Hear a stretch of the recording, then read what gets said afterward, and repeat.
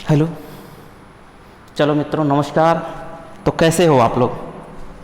उम्मीद है कि बहुत अच्छे होगे और पढ़ लिख रहे होगे। कैसे हो? ठीक हो?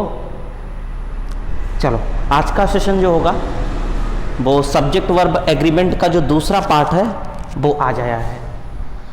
आज का सेशन खास इसलिए भी है कि इसमें कुछ अच्छे नियम जहाँ से क्वेश्चन ज़्यादातर बनते हैं, चाहे वो एसएससी की बात करें, चाहे वो बैंक की बात करें, जहाँ तक की बात करें हम, जो मैक्सिमम सवाल हैं यहीं से ज़्यादातर उठते हैं सब्जेक्ट वर्ब एग्रीमेंट से।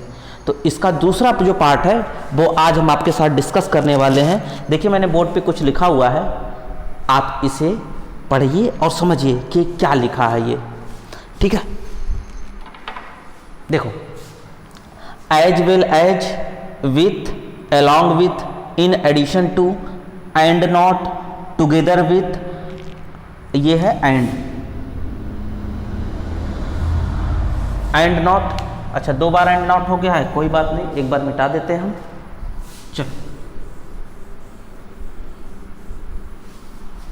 And not, besides, rather than, like, unlike, not, less than, ये सभी के सभी क्या होते हैं कि अगर सोचो बच्चा, अगर इनसे पहले एक दिख नहीं रहा होगा, लिख देते हैं,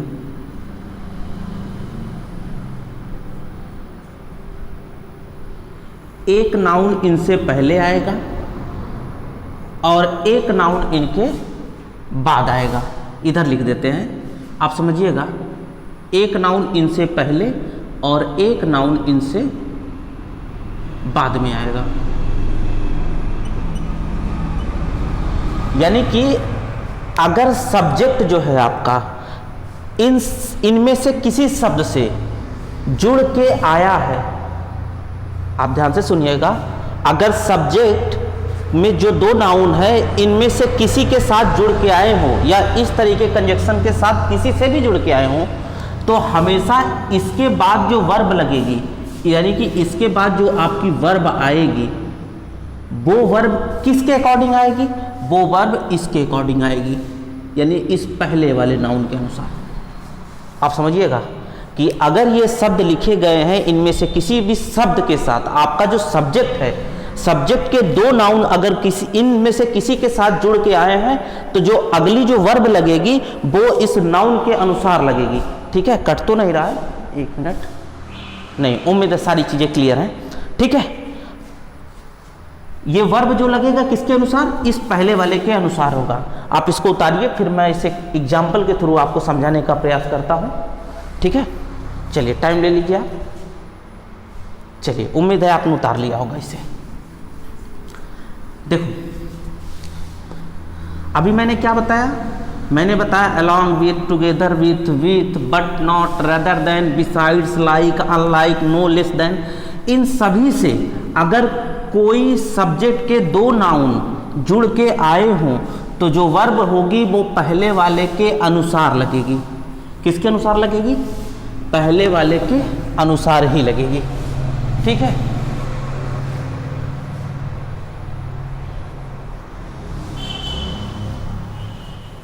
देखो, जैसे मैंने लिखा Ram and not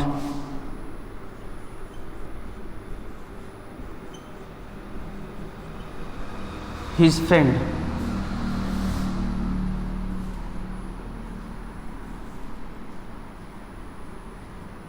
verb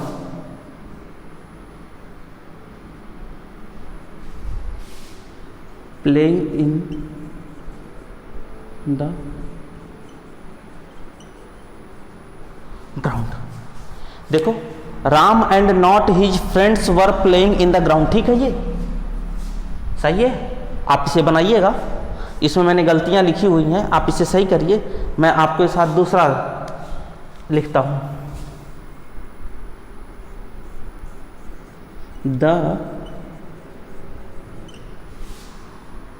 the leaders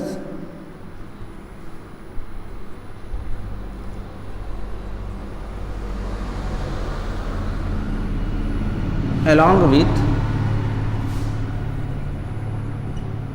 his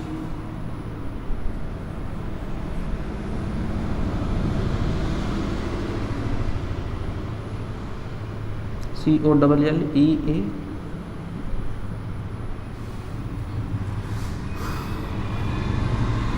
the leader along with his colleague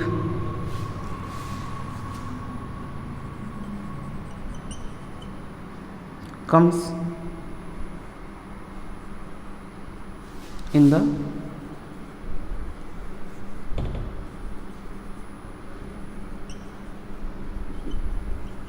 meeting. देखिए मैंने दो सेंटेंस आपके सामने लिखे हैं। Ram and not his friend were playing in the ground. Second है जो the leader along with his colleague comes in the meeting. आप देखिए इन दोनों सेंटेंसेस को आप बहुत गौर से देखें। देखो ये एंड नॉट को देखो और अलॉन्ग विथ को देखो, ये दो आए हैं। और ये देखो आपका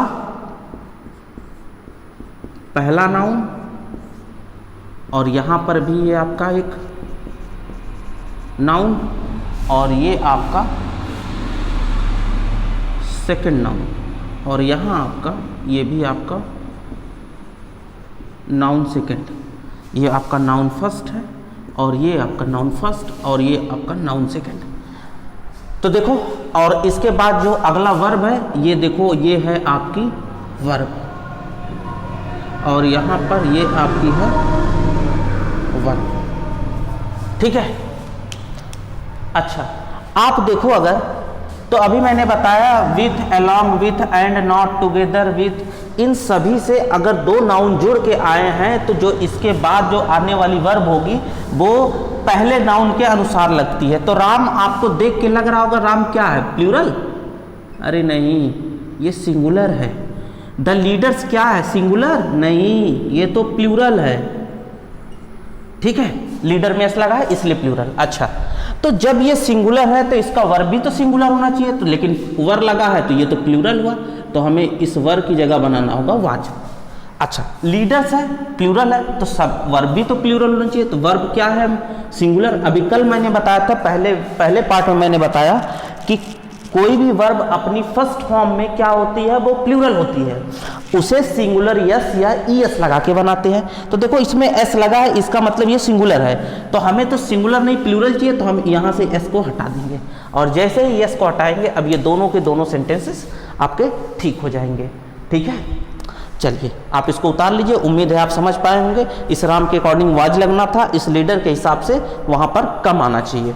ठीक है, हिंदी क्या निकलेगी, राम और उसके दोस्त, न तो राम न तो उसके दोस्त जो क्या कर रहे थे, वो खेल रहे थे ग्राउंड में। अच्छा यहाँ जो लीडर है वो अपने कलीग, यानी कलीग का मतलब क्या होता है, सहकर्मी, जो उसके साथ काम करने वाले होते हैं, कलीग। तो लीडर्स जो होते हैं वो अपने कलीग के साथ कहाँ आते हैं, मीटिंग में आते हैं। ठीक है, उम्मीद है आप इस बातों को बहुत अच्छे तरीके से समझ पाए होंगे। चलिए ये आपका रूल नंबर कौन सा था, कल मैंने दो या तीन बताए थे और उसी में एक और जोड़ दीजिए आप, यानी कि ये चौथा शायद नियम होगा। ठीक है, चलिए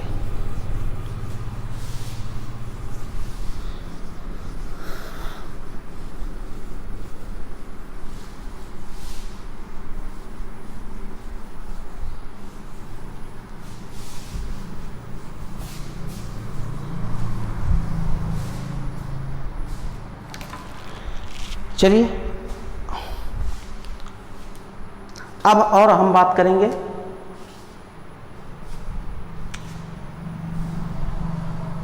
देखो अगला स्टार लगा के लिखना, या अगली हेडिंग यानी वो चौथा था तो ये पांचवा होगा कि अगर कोई प्लूरल नाउन है, अगर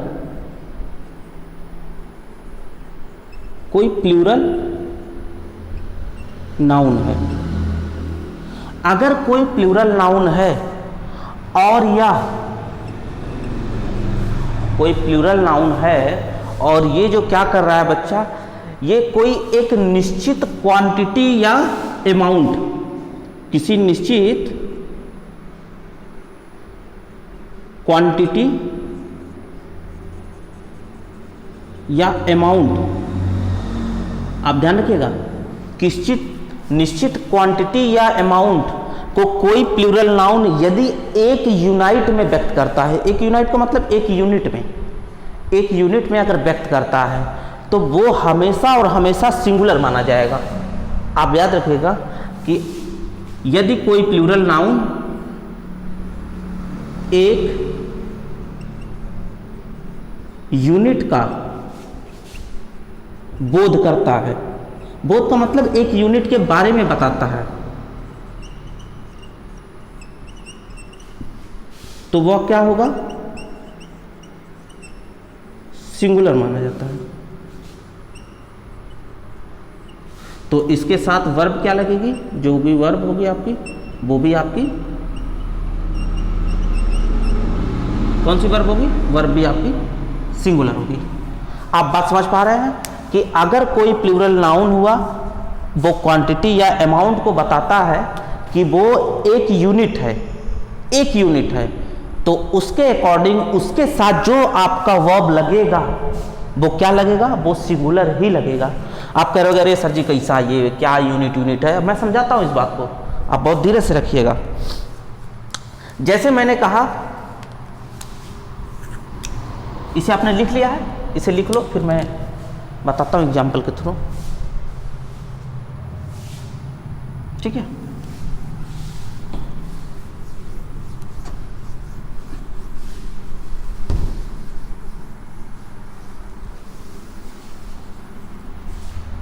जैसे मैंने कहा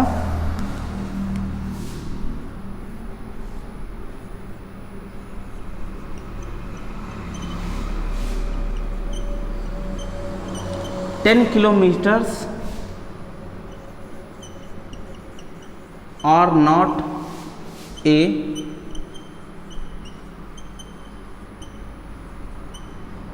लॉन्ग डिस्टेंस, कि 10 किलोमीटर की दूरी कोई लंबी दूरी नहीं है। आप देखो ये जो दूरी है, आप देखना ये 10 किलोमीटर की बात नहीं हो रही है, ये बात हो रही है दूरी की। ये 10 किलोमीटर की जो दूरी है कि पूरा का पूरा एक यूनिट की बात कर रहा है, कि जो 10 यूनिट है यानी जो 10 किलोमीटर है वो पूरी की पूरी एक यूनिट शो कर रहा है कि 10 किलोमीटर की दूरी कोई लंबी डिस्टेंस नहीं है। समझ रहे हो, 10 किलोमीटर की दूरी कोई लंबी दूरी नहीं है। तो अगर ये देखो कि ये 10 किलोमीटर्स को क्या कह रहा है, ये एक यूनिट में व्यक्त कर रहा है। यूनिट का मतलब है किसी, ठीक है, किसी एक यूनिट में व्यक्त कर रहा है। तो बच्चा अगर ये यूनिट में व्यक्त कर रहा है तो कभी भी आर नहीं लगेगा, इसके साथ सिंगुलर यानी इज लगाना पड़ेगा, कि 10 किलोमीटर की कोई जो दूरी होगी वो कोई दूरी ज़्यादा नहीं है, ठीक है। अच्छा, दूसरा देखो, जैसे मैंने लिखा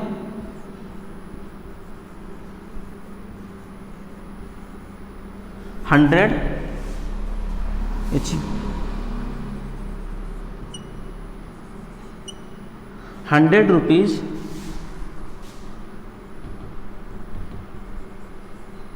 आर ए बिग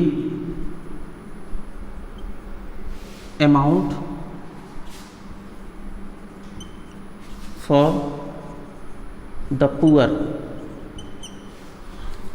मैंने क्या लिखा कि 100 रुपया एक बहुत बड़ी रकम होती है गरीब लोगों के लिए, यानी जो गरीब होते हैं उनके लिए ये 100 रुपये बहुत बड़ा मायने होता है। तो देखो यहाँ 100 रुपये को एक यूनिट की तरह इस्तेमाल किया जा रहा है, एक पूरी बोध किया जा रहा है एक यूनिट की तरह, कि 100 रुपये की जो पैसे होते हैं वो गरीबों के लिए एक बहुत बड़ा अमाउंट होता है। तो आप इसके साथ क्या करोगे, ये 100 रुपीज़ दिख रहा है, ये क्या है, ये आपका एक यूनिट की तरह व्यक्त हो रहा है, तो यहाँ आर ना लग के क्या लगना पड़ेगा आपको, पीछे। आप समझ पा रहे हो कि 100 rupees are a big amount for poor, यानी 100 रुपये की जो पैसा है वो गरीबों के लिए कितना है, वो बड़ा है, ठीक है। अच्छा, आप कहोगे ठीक है सर, अब ये तो समझ में आ रहा है, लेकिन ये बताइए कि जो दूसरा एग्जाम्पल क्या होगा कि अगर ये जब इसका इस्तेमाल यूनिट की तरह ना हो, तो बच्चा अगर यूनिट का इस्तेमाल नहीं करोगे, देखो आप यहाँ क्या लिखोगे, 100 रुपीज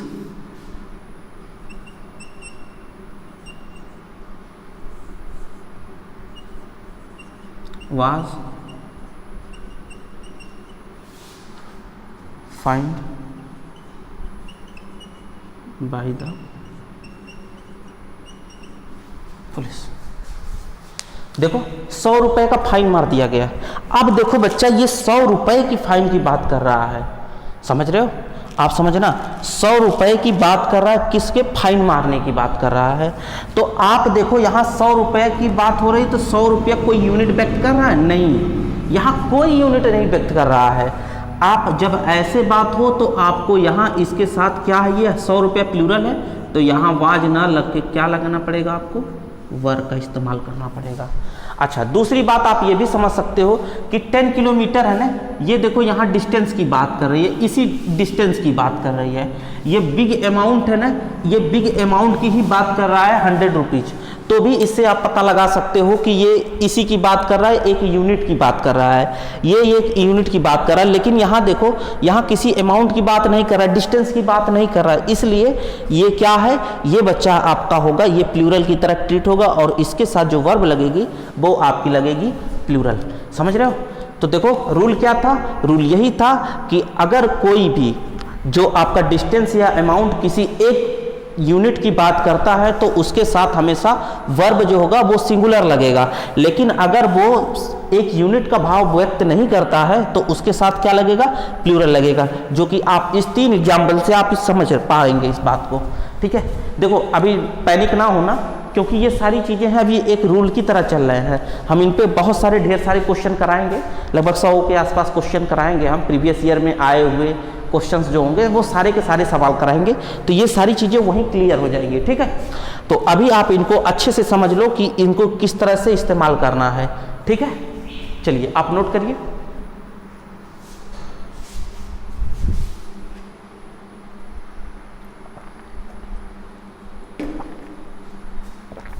चलिए, उम्मीद है नोट कर लिए होंगे आप।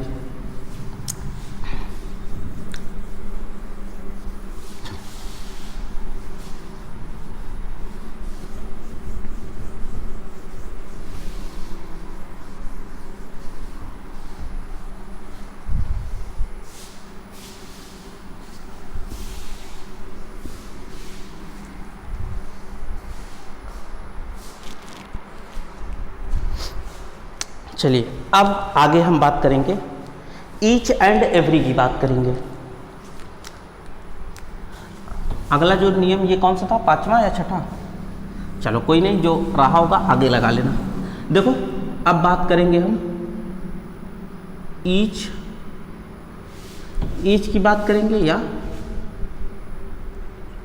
एवरी की बात करेंगे, ईच या एवरी। अच्छा, अगर कहीं भी ईच आया एवरी आया तो आप जान लेना कि अगर इसके बाद कोई एक नाउन आएगा, कोई भी नाउन आया, तो वो कैसी फॉर्म में होगी? प्लूरल नहीं आएगी, वो हमेशा और हमेशा सिंगुलर होगी। ठीक है, क्यों? आप इस बात को समझ पा रहे हो? जो ईच और एवरी आया उसके बाद जो नाउन आनी है वो सिंगुलर आएगा, और जैसे ही ये सिंगुलर आएगा तो इसके बाद जो वर्ब आएगी और इनकी जो वर्ब होगी वो भी कैसी होगी? वो भी सिंगुलर होगी। ठीक है, नोट करिए। ठीक है, हो गया? ठीक है, देखो जैसे एग्जांपल देखो,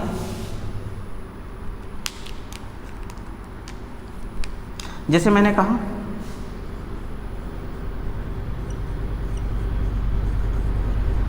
each boys and girl have to attend the party. देखो, each boy and girl have to attend the party, तो आप एक बात ध्यान रखो, ईच बॉय आया है ना, कैसे लग सकता है? मैंने अभी बताया कि बच्चा अगर ईच आया है तो ईच के तुरंत बाद आपको क्या चाहिए? सिंगुलर नाउन चाहिए। तो यहाँ से एस हटेगा। Each boy and girl has नहीं होगा। क्यों? क्योंकि ईच और एवरी लगता है तो आपको पता है कि इसके अकॉर्डिंग क्या लगता है? सिंगुलर लगता है। तो यहाँ हैव हट के क्या लगेगा? Has. To attend the party. अब ये सही हो गया। क्या आप बात समझ पा रहे हैं? ईच बॉय, क्योंकि ईच और एवरी के बाद जो नाउन आएगा वो सिंगुलर होगा, तो ईच के बाद बॉयज कभी नहीं होगा, क्या होगा? बॉय। एंड गर्ल, हैव की जगह क्या लगेगा? Has. To attend the party. इससे आप क्या पता लगा पा रहे हो? इससे पता लगा पा रहे हो कि बच्चा ईच कभी भी आ रहा है तो उसके बाद जो नाउन आएगी वो सिंगुलर आएगी और जो वर्ब भी आएगी वो सिंगुलर आएगी। ठीक है?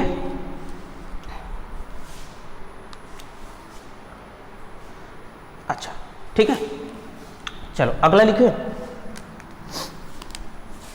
देखो इसे उतार लो, फिर अगला लिखते हैं। चलो अच्छा लिख देते हैं। एवरी मैन एंड वोमेन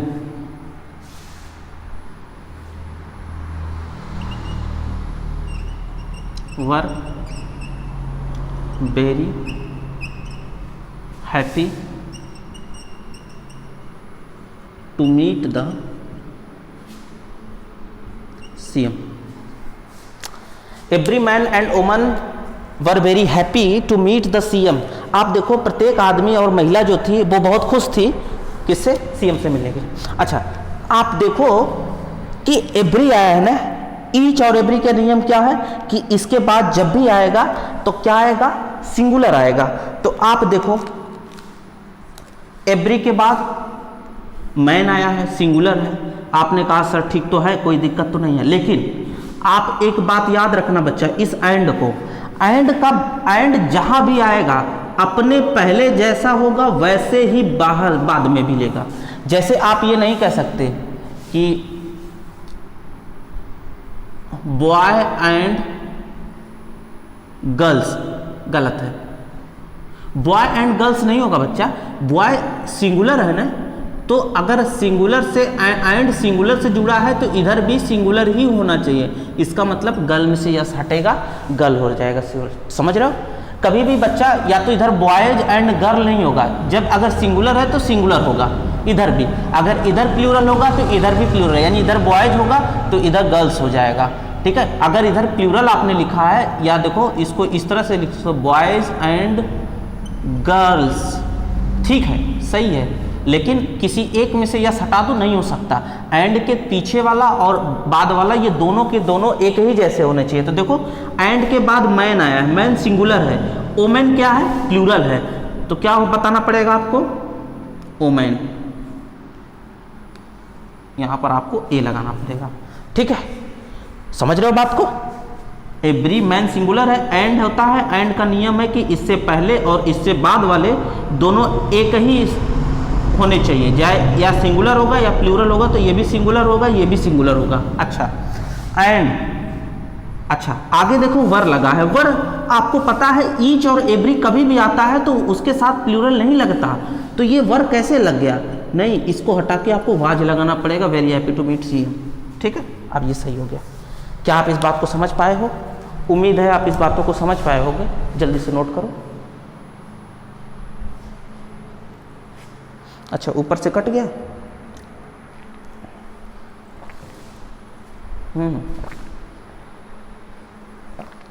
ठीक है, ऊपर से कट गया तो मैं नीचे लिख देता हूं।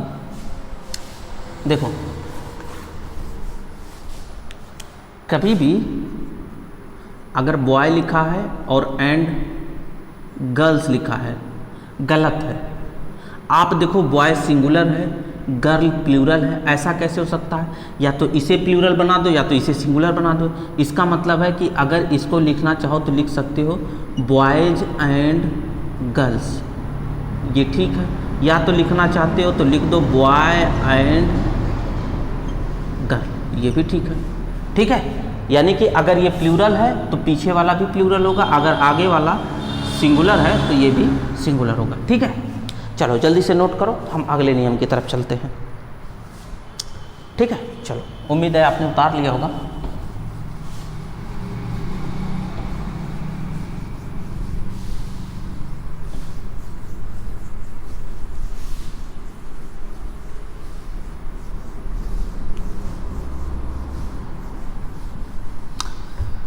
हाँ,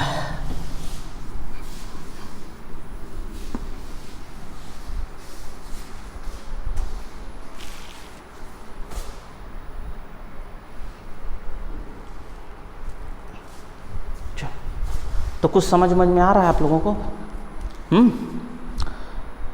अच्छा, ठीक है, आप लोग अच्छे से समझ रहे होंगे, इस बात को उम्मीद करते हैं हम, क्योंकि देखो ये बेसिक सी ही बातें हैं, बहुत ज़्यादा ऊपर की तो बातें नहीं हैं, बहुत ही छोटी छोटी बातें हैं। चलो अगला है, देखो एक बात और समझना।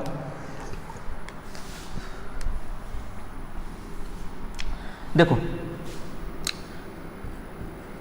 कुछ एडजेक्टिव होते हैं। एडजेक्टिव क्या होते हैं? एडजेक्टिव होते हैं कि बच्चा जो विशेषता बताते हैं। विशेषता का मतलब होता है कि जैसे कि कोई एक नाउन है, मैंने कहा कि बच्चा ये आदमी है, ये आदमी है, ठीक है, ये आदमी है, इस आदमी की विशेषता है कि ये क्या है, ये हैंडसम है। आप देखो ये आदमी है, ये हैंडसम है, तो मैंने कहा इस आदमी की विशेषता क्या है कि ये आदमी क्या है, हैंडसम है, तो हैंडसम क्या हो जाएगा, एडजेक्टिव हो जाएगा। क्या हो जाएगा, एडजेक्टिव। कैसे? क्यों? क्योंकि ये आदमी था, तो आदमी तो नाउन होता है, और नाउन की ही तो विशेषता है हैंडसम, तो ये जो विशेषता बताता है उसे एडजेक्टिव करते हैं। इसका मतलब है कि अगर एडजेक्टिव है तो वो केवल और केवल नाउन की विशेषता बताएगा। समझ रहे हो आप बात को? यानी कि एडजेक्टिव वो होता है कि जो एक नाउन की विशेषता बताता है कि नाउन कैसा है, उसके बारे में क्वालिटी बताता है। जैसे मैंने कहा मीरा इज ब्यूटीफुल, तो मीरा एक लड़की है जो कि नाउन है, और ब्यूटीफुल क्या है, सुंदर। तो आप देखो कि मीरा की क्वालिटी है सुंदरता, उसकी विशेषता है सुंदरता, तो वो एडजेक्टिव क्या है, वो ब्यूटीफुल है, जो उस लड़की के बारे में बता रहा है। ठीक है, तो चलो उम्मीद है आप समझ पाए होंगे कि एडजेक्टिव क्या होता है। कि एडजेक्टिव होता है किसी नाउन की विशेषता बताने वाले को ही एडजेक्टिव कहते हैं। तो कुछ ऐसे एडजेक्टिव का तो देखो मेनली काम होता है विशेषता बताना, लेकिन कुछ ऐसे एडजेक्टिव होते हैं कि जिनके पहले यदि हम दा लगा दें, कुछ ऐसे एडजेक्टिव होते हैं कि जिनके पहले दा लगाने पर ये पूरी की पूरी कम्युनिटी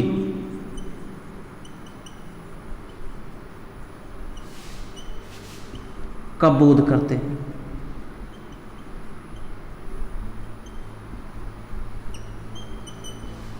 ठीक है, जैसे कुछ एडजेक्टिव होते हैं जिनके पहले यदि हम दा लगा दें तो वो पूरे के पूरे एक तरीके से पूरा का पूरा उस समुदाय को व्यक्त करने लगते हैं। जैसे ये क्या समुदाय क्या होता है, जैसे मैंने कहा आपको पुअर। पुअर का मतलब क्या होता है, गरीब। जैसे मैंने कहा he is a poor man, मैंने कहा ये एक गरीब आदमी है, तो आदमी की विशेषता बताने के लिए पुअर का इस्तेमाल किया गया। लेकिन अगर मैं इसी पुअर को एडजेक्टिव है जो कि इसके पहले मैं दा लगा देता हूँ, मैंने कहा द पुअर, अब बच्चा इसका मतलब गरीब नहीं हो जाएगा, अब ये पूरी की पूरी गरीब लोगों की बात करेगा, यानी कि पूरा का पूरा अब ये कम्युनिटी को शो कर रहा है। समझ रहा? उसी तरीके से देखो मैंने कहा रिच, रिच का मतलब होता है धनी, धनी हो गया, तो अगर मैंने द लगा दिया आगे तो इसका मतलब क्या हो गया, अब ये धनी लोग हो गए। ठीक है, समझ रहे हो? मैंने कहा ड्वार्फ, ड्वार्फ का मतलब होता है बौना, मैंने कहा द ड्वार्फ, इसका मतलब क्या होगा, बौने लोग। मैंने कहा डीफ, डीफ का मतलब बच्चा होता है जो सुन ना पाए, बहरा, तो अब इसके पहले मैंने दा लगाया, द डीफ कह दिया, मतलब बहरे लोग। समझ रहे हो? तो आप देखिए जो कि इस तरीके के कुछ नाउन होते हैं जिनके पहले द लगाने से वो पूरी की पूरी कम्युनिटी का बोध करने लगते हैं। तो इनके साथ बच्चा हमेशा और हमेशा, हमेशा और हमेशा कौन सी वर्ब लगेगी? Plural verb. समझ रहे हो? सिंगुलर नहीं लगेगी। अगर ये पुअर था, ठीक है, पुअर था तो एडजेक्टिव था, लेकिन जैसे ही इसके साथ मैंने दा लगाया ये पूरी की पूरी कम्युनिटी का बोध करने लगा। और ये क्या करते हैं, इसके बाद हमेशा प्लूरल वर्ब लगाते हैं। ठीक है, मैं इसको एग्जाम्पल से समझाता हूँ। ठीक है, नोट करिए।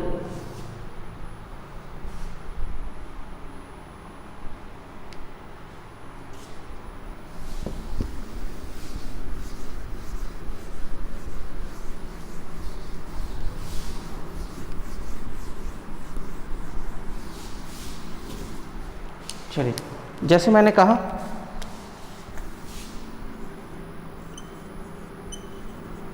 The rich are, the rich is generally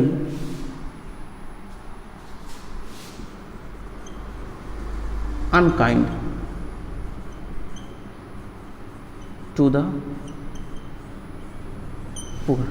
इसकी हिंदी क्या होगी कि सामान्यतः जो अमीर आदमी होते हैं वो जो गरीब आदमियों के प्रति क्या होते हैं, अनकाइंड। अनकाइंड का मतलब दयालु ना होना, वो दयालु नहीं होते हैं। अब देखो सब्जेक्ट क्या है आपका, द रिच। द रिच किसकी बात कर रहा है, पूरी की पूरी कम्युनिटी की बात कर रहा है। रिच एक एडजेक्टिव है, इसके पहले दा लगाया गया है। अब ये पूरी की पूरी कम्युनिटी को शो कर रहा है कि पूरे के पूरे धनी व्यक्तियों को शो कर रहा है। तो कभी भी अगर इस तरीके से आएगा जो पूरी की पूरी कम्युनिटी को शो करेगा तो कभी सिंगुलर नहीं होता है, ये लगता है प्लूरल। और यहाँ लगेगा आपका आर। समझ पा रहे हो? ठीक है, दूसरा एग्जांपल देखो। The poor is always happy. The poor is always happy, कि गरीब जो है हमेशा सुखी रहते हैं। आप देखो पुअर है ना, ये पुअर क्या कर रहा है, पुअर यही कर रहा है कि पूरी की पूरी कम्युनिटी का शो कर रहा है। तो जब कम्युनिटी को शो करेगा तो कभी भी सिंगुलर नहीं लगता है, लगता है प्लूरल, यानी यहाँ लगाना पड़ेगा आपको आर। क्या आप बात समझ पाए? चलिए आप इसे नोट करिए जल्दी से।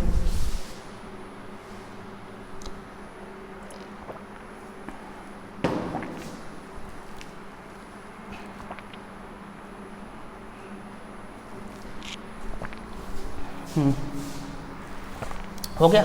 चलिए अगले रूल की तरफ हम लोग चलते हैं।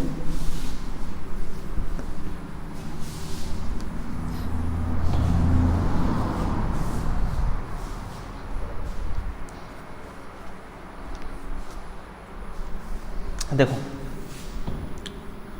अगला रूल है आल या सम।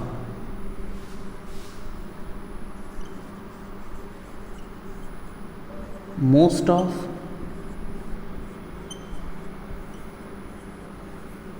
Half of. देखिएगा आल सम, मोस्ट ऑफ और हाफ ऑफ। ठीक है, अब इसके साथ दो कंडीशन बनती है, इसके साथ दो कंडीशन बनती है। अब दो कंडीशन क्या बनती है कि पहली बात तो सुनना ध्यान से, पहली बात इन सभी के साथ दो नाउन आ सकते हैं। इन सभी के साथ दो नाउन, यानी आल और सम के बाद नाउन आएगा, मोस्ट ऑफ के बाद नाउन, हाफ ऑफ के बाद नाउन आएगा। तो इनके साथ दो नाउन आ सकते हैं। एक नाउन आ सकता है बच्चा काउंटेबल, एक आएगा अनकाउंटेबल। ये क्या होते हैं काउंटेबल और अनकाउंटेबल? काउंटेबल उन्हें कहते हैं जिनकी संख्या हम गिन सकते हैं। जैसे मैंने कहा कि यहाँ 10 चेयर हैं, तो चेयर को हम क्या कर रहे हैं, काउंट कर पा रहे हैं, तो चेयर काउंटेबल नाउन है। लेकिन मैं वहीं कह देता हूं कि 1 किलो चीनी है, तो 1 किलो चीनी को हम काउंट नहीं कर पाएंगे, चीनी को काउंट नहीं कर पाएंगे। मैंने कहा यहाँ 5 ठो पानी है, ऐसा थोड़ी होता है, पानी को गिन थोड़ी सकते हो। तो पानी क्या है, अनकाउंटेबल है। मैंने कहा तेल है, तो तेल क्या है, अनकाउंटेबल है। समझ रहे हो बात को? तो काउंटेबल और अनकाउंटेबल, काउंटेबल उसे कहते हैं जिनकी गिनती कर सकते हो। जैसे मैंने कहा 10 लोग हैं, तो आदमियों को आप काउंट कर सकते हो, तो आदमी क्या कर सकते हो, ये काउंटेबल है। चेयर क्या है, काउंटेबल है। फैन क्या है, काउंटेबल क्या है। मोबाइल क्या है, काउंटेबल है। लेकिन वही अनकाउंटेबल क्या है, मैंने कहा सन अनकाउंटेबल है, लाइट अनकाउंटेबल है, मैंने कहा वाटर अनकाउंटेबल है, ऑयल अनकाउंटेबल है, वुड लकड़ी अनकाउंटेबल है। तो काउंटेबल और अनकाउंटेबल को आप समझिएगा कि काउंटेबल क्या होता है, अनकाउंटेबल क्या होता है। और अनकाउंटेबल कभी प्लूरल नहीं होता। अनकाउंटेबल जिनकी गिनती नहीं की जा सकती वो कभी प्लूरल नहीं होगा। क्यों? क्योंकि प्लूरल तो तभी होगा ना जब चीज़ें 2 हो, और जब उनकी गिनती नहीं की जा सकती तो वो 2 कैसे होंगे। इसीलिए अनकाउंटेबल कभी प्लूरल नहीं होता है। तो अनकाउंटेबल हमेशा सिंगुलर रहता। अब काउंटेबल की बात आती है, तो आप कभी भी याद रखिएगा all, some, most of, half of के बाद अगर कोई काउंटेबल नाउन आता है, ठीक है, तो ये कौन सा होगा, अगर इसके बाद आएगा प्लूरल।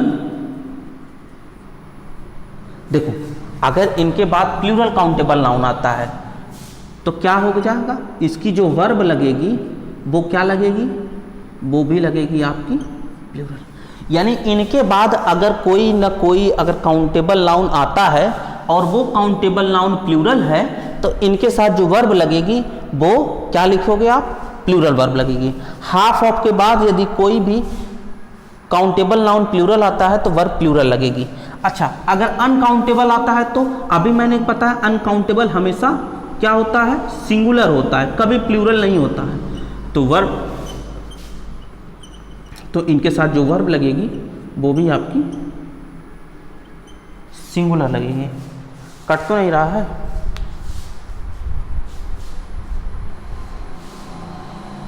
ठीक है, कट नहीं रहा है। चलो ये हो गया। अच्छा, आप कभी भी याद रखिएगा ये जो आल होते हैं और सम होते हैं, इनके बाद हमेशा प्लूरल नाउन आता है। चलिए अभी मैं बता भी दूंगा आपको। आल और सम के बाद हमेशा और हमेशा प्लूरल नाउन आता है। ठीक है, चलो आप इसे नोट करिए, फिर हम आगे चलते हैं। ठीक है, देखो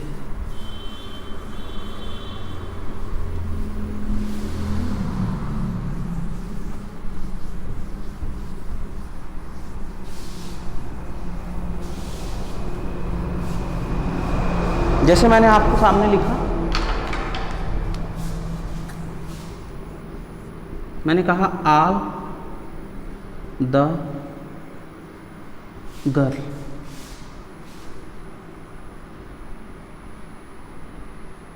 you invited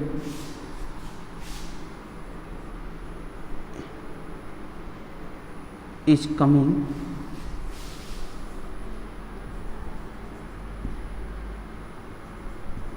in the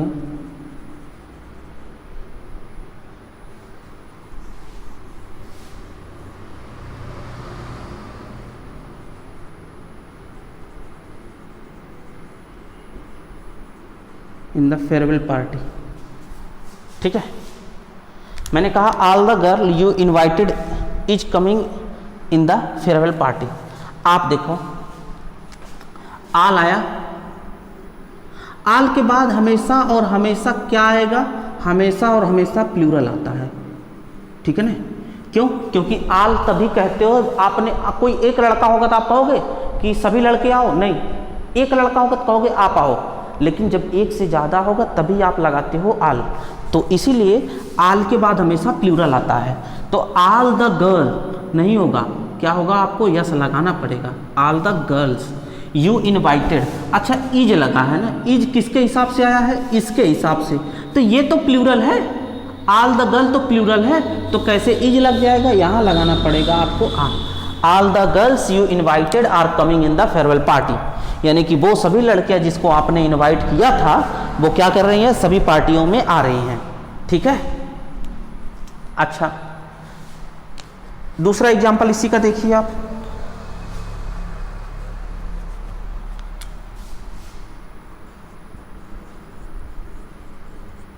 all the money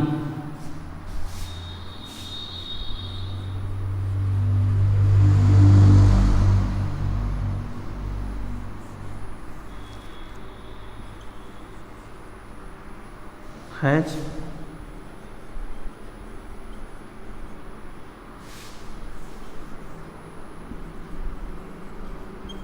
been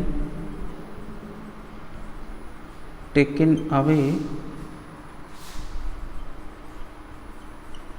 by the thief। thief का मतलब चोर, ठीक है। देखो ऑल द मनी कि वो सभी पैसा जो क्या किया गया, चोर के द्वारा लेके भाग गया गया, अभी भी लेके भाग गया है। अच्छा एक बात बताओ, आल आया है, आल के बाद हमेशा प्लूरल आता है, इसको क्या मनीज कर दोगे? नहीं, मनी बच्चा अनकाउंटेबल होता है, मनी को आप गिन नहीं सकते। पैसे को आप गिन सकते हो लेकिन मनी को नहीं गिन सकते हैं, मनी एसेट्स में आता है, समझ रहे हो बात को। पैसे को आप गिन सकते हो, रुपए को गिन सकते हो, डॉलर को गिन सकते हो, दिनार को गिन सकते हो, आप किसी भी चीज़ को गिन सकते हो, लेकिन आप करेंसी को गिन पा रहे हो तो आप लेकिन मनी को नहीं गिन सकते। मनी अनकाउंटेबल होता है, ये हमेशा ध्यान रखना। मनी अनकाउंटेबल होता है, एसेट्स अनकाउंटेबल होता है। तो ये दोनों के दोनों आप याद रखिएगा कि ये दोनों के दोनों अनकाउंटेबल होते हैं। तो जब ये अनकाउंटेबल होते हैं तो आल के बाद यदि देखो, आल के बाद एक कंडीशन आती है कि प्लूरल नाउन आ जाए, एक कंडीशन आती है कि अनकाउंटेबल आ जाए। तो अगर आल के साथ अनकाउंटेबल आया है तो अनकाउंटेबल हमेशा सिंगुलर होता है, इसीलिए जब ये सिंगुलर हुआ तो इसके हिसाब से क्या आएगा, सिंगुलर ही आया है। और हैज आया है, और हैज ठीक भी है, क्यों, सिंगुलर हैज है, ठीक है।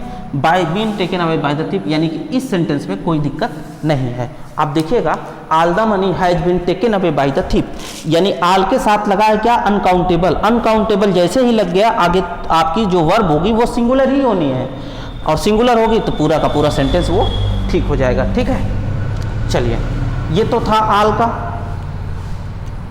अच्छा, अब देखो मैं लिखता हूं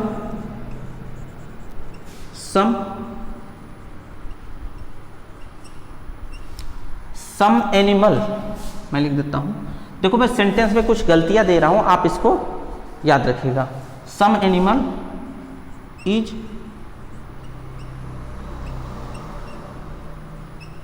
फेथफुल। फेथफुल का मतलब होता है जो आपके प्रति ईमानदार हो। अच्छा देखो, सम आया है ना, तो मैंने अभी बताया है कि आल और सम के बाद हमेशा प्लूरल नाउन आता है। तो जैसे ही सम आया तो इसके बाद क्या आएगी, प्लूरल आएगा, इसका मतलब एनिमल्स होगा। और जैसे ही सम के बाद एनिमल्स आया तो ये देखो प्लूरल है, तो इसके हिसाब से भी प्लूरल वर्ब भी लगेगी, यानी इज नहीं आर लगेगा, और ये सेंटेंस हो जाएगा ठीक, ठीक है। समझ रहे हो बात को। अच्छा दूसरा देखो, मैंने कहा ये देखो यहाँ प्लूरल था, यहाँ भी प्लूरल हुआ, लेकिन अगर अनकाउंटेबल आएगा, जैसे मैंने कहा सम वाटर आर नीडेड, कुछ पानियों की जरूरत है। आप देखिए सम के बाद क्या आया है, ये नाउन है, क्या कैसा नाउन है, अनकाउंटेबल, जिसकी गिनती नहीं की जा सकती। और जिनकी गिनती नहीं की जा सकती वो क्या होते हैं, वो हमेशा और हमेशा सिंगुलर होते हैं। और जब ये सिंगुलर होते हैं तो इनके साथ जो वर्ब आएगी तो वो क्या आर लगेगी, नहीं नहीं नहीं, नहीं गलती हो गई, इज लगेगा, और ये सेंटेंस अब हो जाएगा ठीक, ठीक है। जल्दी से नोट करिए, ठीक है, हाँ जल्दी से नोट करिए। आप समझ में आ रहा है ये, उम्मीद है आप इन चीज़ों को समझ पा रहे होंगे। देखो बहुत ज़्यादा टफ नहीं है, आपको बस सीधा याद रखना, आल और सम के बाद हमेशा प्लूरल वर्ब आती है, और प्लूरल वर्ब तब आएगी जब इनके बाद प्लूरल नाउन आ जाए। अगर अनकाउंटेबल आ जाती है तो आगे जाके सिंगुलर वर्ब आएगी। बस इतना सा फंडा है, आप इतने को याद रखिए, ठीक है। चलिए हो गया। चलिए अब इनके बाद और देखिए आगे,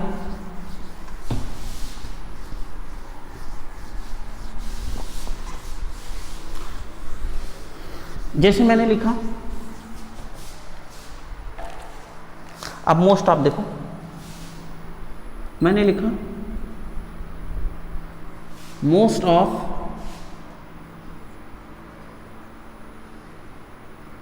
बनानाज।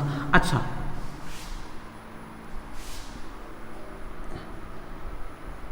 रॉटेन का मतलब होता है सड़ जाना। देखो most of banana is Rotten. Most of बनाना का मतलब ये कहना चाहता है कि ज़्यादातर केले जो है सड़ गए हैं। तो ज़्यादातर केले का मतलब केला एक था? नहीं है, केला एक से ज़्यादा रहा होगा, तभी ना केला सड़ रहा है एक से ज़्यादा। तो मोस्ट ऑफ के बाद हमेशा क्या आएगा? Plural noun. क्या आएगा? प्लूरल नाउन आना है। तो बनाना नहीं होगा, बनानाज हो जाएगा। और जैसे ही मोस्ट ऑफ के बाद बनानाज लगा, आप इन्हीं के हिसाब से ही लगाओगे। क्या लगाओगे? आर। ठीक है, समझ रहे हो? Most of the bananas are. समझ रहे हो?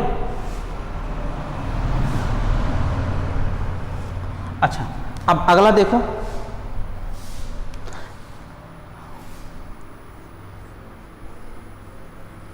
Half of the milk. Half of the milk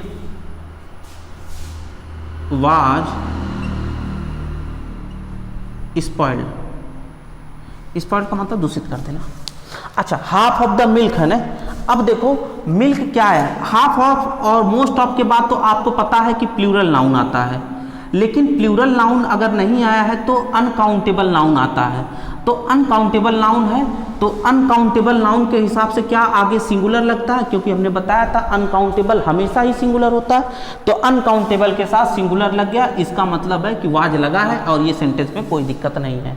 ठीक है, अब ये मत कर देना मिल्क्स कर देना, नहीं, मिल्क का मिल्क्स नहीं होता, अनकाउंटेबल है जिनका प्लूरल नहीं बनाया जा सकता।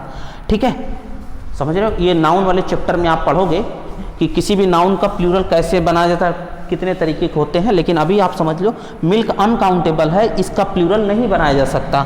और जब ये प्लूरल नहीं बनाया जा सकता तो ये सिंगुलर होंगे, तो सिंगुलर होगा तो इसके साथ वर्ब भी जो लगेगी वो सिंगुलर लगेगी। बनाना जो था वो प्लूरल था, तो इस तरह से प्लूरल लग गया। तो आप इन नियमों को आप समझ पाए होंगे कि मोस्ट ऑफ, हाफ ऑफ, सम और सम के बाद और ऑल के बाद वो क्या होते हैं? दो कंडीशन आती है, एक अनकाउंटेबल, एक काउंटेबल आती है। अगर काउंटेबल आया है तो वो प्लूरल आएगी, अनकाउंटेबल आया है तो वो सिंगुलर ही रहता है, तो सिंगुलर वर्ब लगेगा, और काउंटेबल प्लूरल वर्ब के साथ प्लूरल वर्ब लगेगी। समझ रहे हो? और ये इसके कुछ एग्जाम्पल थे। तो देखो बहुत अच्छे तरीके से आज की सेशन की हम समाप्ति करते हैं यहीं पर। आप ये एक वीडियो और आएगी आपकी, एक वीडियो इतनी ही लंबी हो सकता है, हो सकता है 10-5 मिनट और बढ़ जाए। एक वीडियो और आएगी और उस पूरे वीडियो में ये आपका सब्जेक्ट वर्ब एग्रीमेंट समाप्त हो जाएगा। ठीक है, और फिर उसके बाद हम करेंगे इन पे जितने बेस्ट क्वेश्चन आए हैं अभी तक, वो सारे के सारे क्वेश्चन हम आपसे करवाएंगे। ठीक है, चलिए आप इन्हें नोट कर लीजिए। उम्मीद है आप इन्हें समझ पाए होंगे। चलिए, बी केयर, बी सेफ।